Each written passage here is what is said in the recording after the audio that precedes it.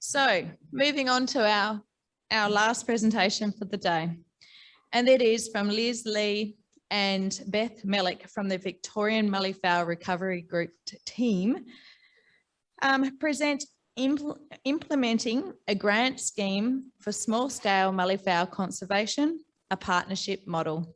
And we'll be looking at our two screens that are next to my right and left of me again, and they'll be presenting live, and we've got some audience also, but thank you for joining us, the virtual audience online. So big round of applause for Liz and Beth. Hi everyone, thanks for asking me to present today. It's been really gratifying to hear about all the great work being done in the conservation space by scientists and others. I'm not a scientist, I'm a retiree who loves nature. My name's Liz and I am the Grants Coordinator for the Victorian Malleefowl Recovery Group, which I will, from now on, I will just say VMRG. We have an established track record managing grant funding received over an extended period of time. But in 2017, the group was privileged to receive a substantial bequest after the unexpected death of a member. So this presentation provides insights into the challenges faced by a small organisation in managing what became the Armstrong Bequest Small Grants Fund. It also outlines the steps taken to establish a partnership with the Retinol Environmental Trust and the results to date. I'll be doing most of the talking in this presentation, but with us online is also Beth Mellick, who's the Executive Director of the Retinol Environment Trust. So who are the VMRG?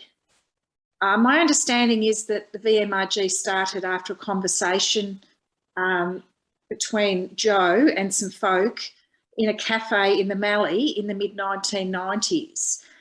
It was formally incorporated in November 2001 and has been instrumental in developing a nationally consistent approach to monitoring malleefowl, which you've seen in some of the previous presentations. VMRG is a volunteer membership organisation and our current membership sits at the moment at around 100. This includes individuals, households, partners and family teams. Organisation membership is also available. Student members are common, especially those undertaking degrees in ecology, biology and environmental studies. We've got a number of life members and we'll soon recognise members who've been exemplary field monitors over a long period of time. We use a citizen science model to conduct an annual survey of over 1,500 malleefowl nests in Victoria, with new ones being added all the time.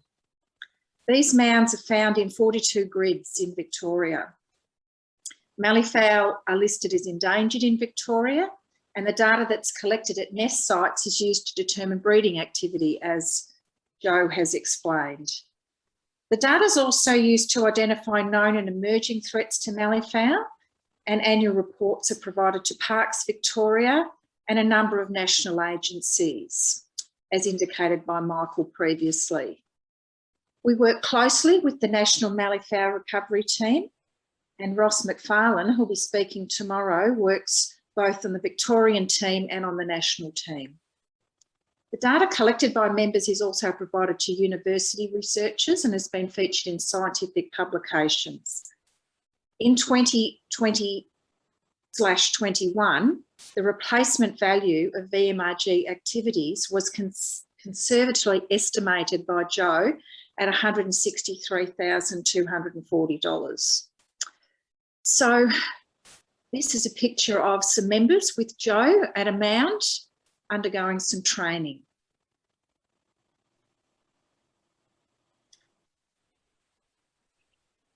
Volunteers undergo training in bush safety and data collection. This occurs in the second week of October. We have a training weekend at Wyperfeld National Park in the Mallee, unless COVID prevents us from doing it. And you only have to do the training once, but a lot of members go to that weekend every year to catch up. The training is a mandatory requirement for monitoring because we want good, rigorous, consistent data. And then if a member wishes to, and if they're able to, they can get allocated a grid to monitor in the breeding season, which is from October to February. So monitoring can commence any time from after the training weekend through to the end of February, which is when it's most likely the birds would be breeding.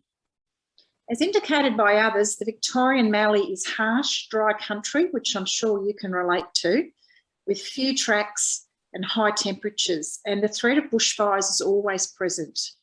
We've got robust procedures to ensure the monitors are as safe as possible. Volunteers are supplied with all the required equipment by post or sometimes personal delivery. Just going back to that slide, the picture of the gentleman in the centre, that's Ross McFarlane's father, Neil McFarlane, who was a past life member, showing people what sort of data is collected at the mound. This is typical mallee country where monitors visit known mounds to collect data and determine breeding activity. In the far left there, I'm standing next to a very large active mound, which would have eggs incubating in it, in a grid called Paradise. Data from Paradise Grid indicates steady breeding numbers for mallee fowl, with an average of about 10 active nests for 86 known nests in that grid. This includes what we call 5-year mounds, which are ones that haven't been used for a while. Wildflowers are often abundant in the breeding season, and if I was a mallee fowl, I would certainly want to live in Paradise. It's a beautiful grid. So over the years, VMRG has received grant funding from a number of sources, including those listed on this slide, and other groups. Mallee fowl in Victoria inhabit country prized by mining companies for gypsum and mineral sands. When alerted, of course, we lodge objections to proposals by these businesses that could be detrimental to mallee fowl. But we're realists, and if our efforts in stopping mining or exploration in mallee fowl country are not successful, we actively seek offset funds. We have a long track record of applying for and receiving funds, which are managed according to our two main aims. One, to promote mallee fowl conservation and preservation, and two, to promote the enhancement of the natural environment for mallee fowl in Victoria. We've also been successful in stopping a toxic waste dump in mallee fowl habitat in the past.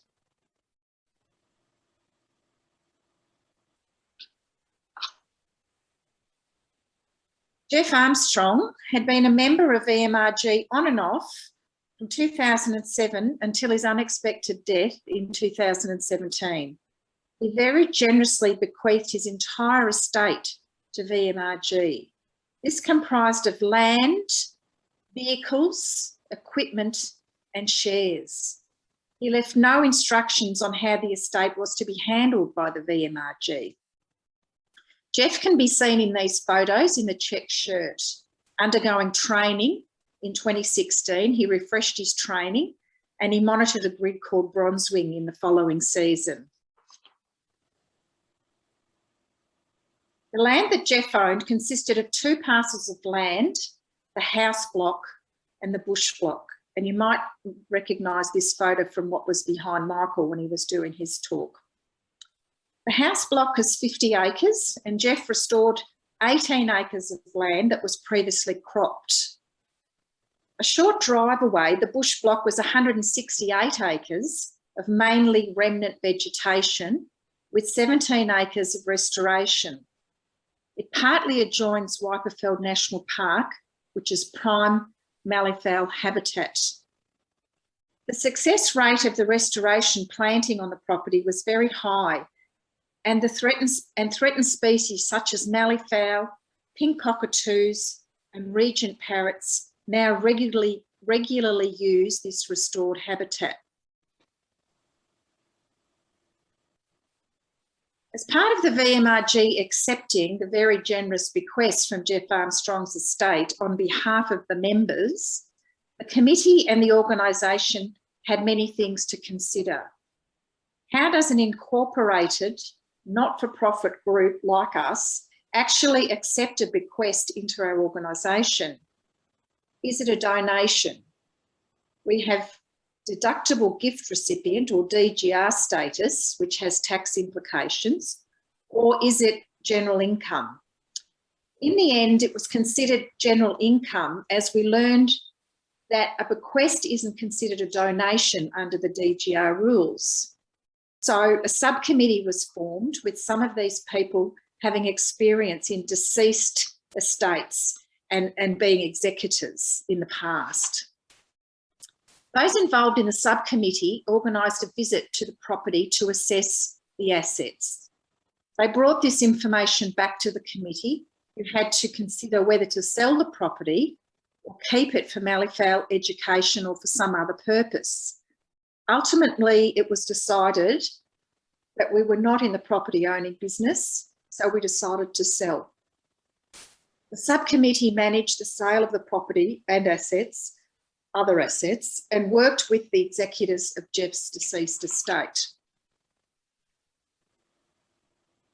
The next step was to look at the Constitution and review clauses related to financial management and investment. A number of deficits needed to be addressed. First, an investment policy and procedures was developed and ratified in February 2019 after a lot of discussion and consideration. One of the hardest steps in the process was for the committee, on behalf of the members, to determine what level of risk we were prepared to take with what was now the members' reserves. Eventually, a very conservative position was arrived at to invest the money in a low-risk term deposit and establish a grants program. Over this time, members were consulted about possible uses for the monies, and the committee in late 2019 decided the concept of using the monies in offering grants for Malleefowl recovery was conceived. Then came the decision about how we run a grants process, and do we do it ourselves or do we run with another model? We had some experience on the Iluka Malleefowl Management Committee with awarding grants, but we decided in the end, it was decided by the committee in the end, that we would go with a different model.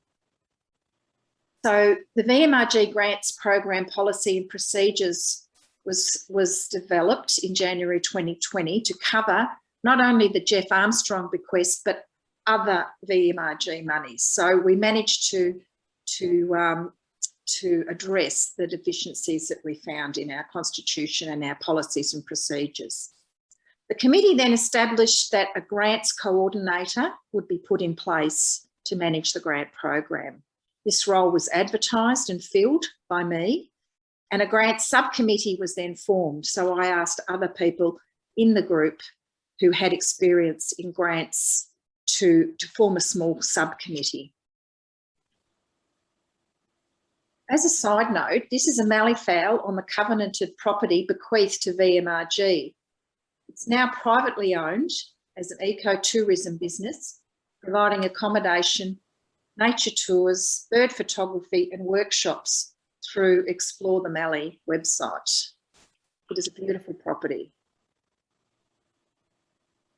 So we wanted to look for a partnership. We drew on our contacts and resources in the grants field to work out how to institute a grants program. Other organisations' models were considered, and then we talked with Retinol Environment Trust.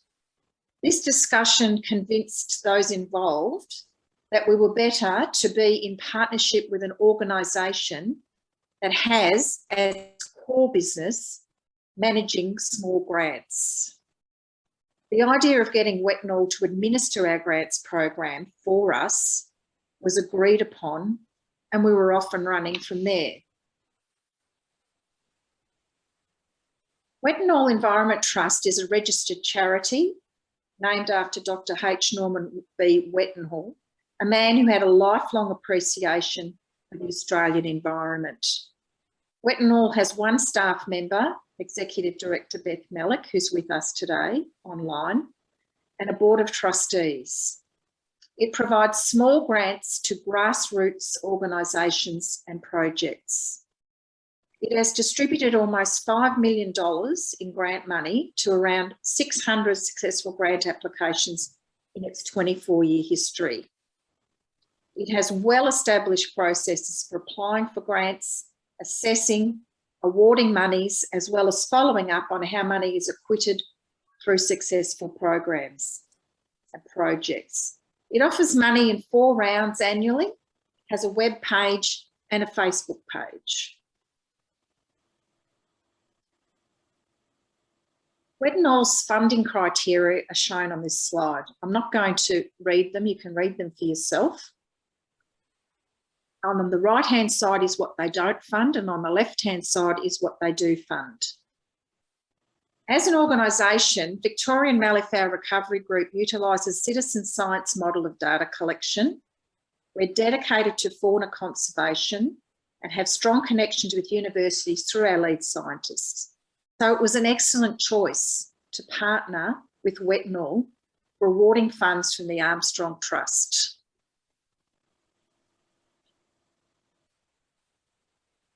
You may not be able to see all the text on this slide, but this is an example of the advertising blurb that I place on various sites, which I'll show you on the next slide, to inform prospective applicants of grants being made available. It outlines VMRG criteria for applying for funds from the Jeff Armstrong Bequest.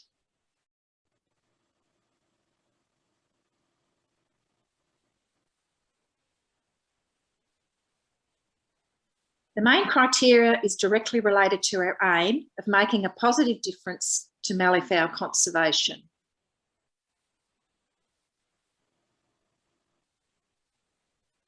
Sorry, I'm just going back to that one. No, I doesn't want to go back, that's fine. So the main criteria is directly related to our aim of making a positive difference. Applications for projects outside Victoria are considered as long as Victoria benefits in some way. Citizen science, research, education are strongly supported. So it was a natural partner for us. So where do we advertise these grants? We don't want to spend a whole lot of money on advertising. So we utilise 3 sites. First of all, we email our own members and they can pass the word on. We have a Facebook site called Malleefowl Victoria, and we have a website. We utilise Retinol Environmental Trust's channels. So I email Beth Melick and tell her that we're interested in going in the next round. It's placed on the Facebook site for Retinol Environment Trust and on their social media platform, website, wherever Beth feels it's best to go under small grants programs. We also ask the National Malleefowl Recovery Team to do some advertising for us. So I usually email the communications officer, ask them to put it on their Facebook page and ask them to put some information on their website. So they're the 3 channels that we currently use, and they seem to be working quite well for us.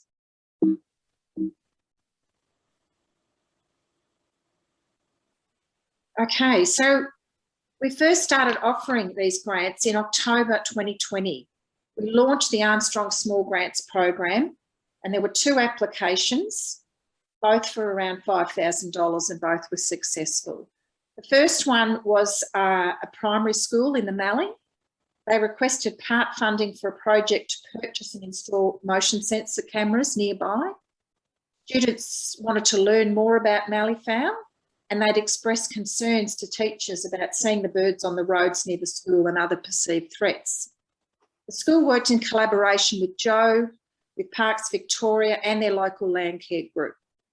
And they developed many learning opportunities around malleefowl and presented at a malleefowl forum, and it was fantastic. Although Retinol doesn't usually fund school projects, we fully supported this project and felt it was well worthwhile the money, so we went ahead with it. The students, their teachers and families want to become future ambassadors for Mallee-Fowl, which is fabulous. The second application was from 2 postgraduate students in collaboration with VMRG members to ground truth possible mounds identified and mapped using LiDAR in an area known to be used by Mallee-Fowl. The money partly covered the costs and was supported by Joe and the University of Melbourne. It was a highly successful project and resulted in a whole new grid being added to our annual monitoring schedule and some new monitors, so that was fabulous. In a further round this year, earlier this year, there was a further successful application, somebody you might have heard of called Joe, and the National Mallee-Fowl Recovery Team were awarded part funding to install 10 camera traps in a covenanted property in the Victorian Mallee. As Joe explained, there's uncertainty in the literature on the effectiveness of reducing predators and animals that compete with Mallee-Fowl for food, and the project hopes to collect data to add to the debate. So 3 successful applications in total so far, and we hope more in the future. So what does the future hold? Well, the formalities of governance required for an incorporated not-for-profit group were definitely highlighted for the committee during the process of receiving and managing the funds donated so generously by Jeff. They're now in place, and the whole process from accepting the bequest to offering funds through Retinol took about 3 years. Committees are made up of all sorts, and tolerance for different views and respectful behaviour to each other are essential in making these decisions on behalf of the members. The work and persistence shown by everyone has paid off all round for the benefit of Mallee-Fowl as per VMRG's purpose. Also for the grant recipients, the VMRG members and committee, and the future of VMRG. As an outstanding organisation, we have benefited greatly from this bequest. There's a picture of myself and my husband at a mound collecting data. We hope that today's presentation has given viewers some insights into how a relatively small but highly effective volunteer organisation managed an unexpected windfall in a collaborative way. VMRG are pleased that Jeff Armstrong's generous bequest has continued to support research related to this wonderful bird and ensure it's around for future generations to enjoy and admire. I'd like to thank the VMRG members who contributed to the making of this presentation. A lot of this happened before I joined, and so they were very forthcoming in information. It was another great collaborative effort. Thanks also go to Retinol and to Beth for being such wonderful partners and for being available for questions today. Thanks for listening. Enjoy your dinner tonight, and I wish I could be there. Thank you.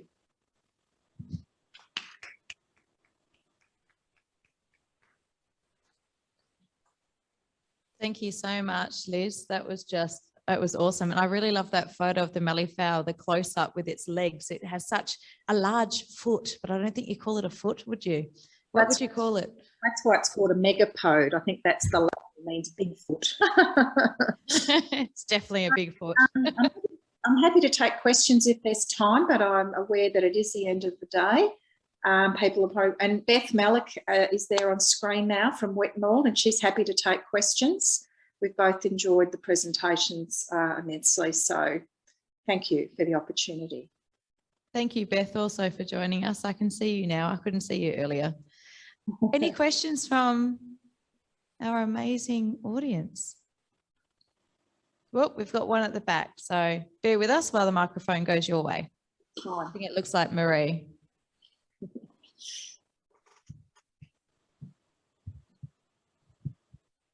Thank you. I just wanted to ask if there was a reason you didn't put in the amount that you guys are working with the amount of money that you receive from the bequest? I noticed that the small grants are around 5,000. Is that correct? Yes. Yeah, well, they can go anywhere up to 15,000.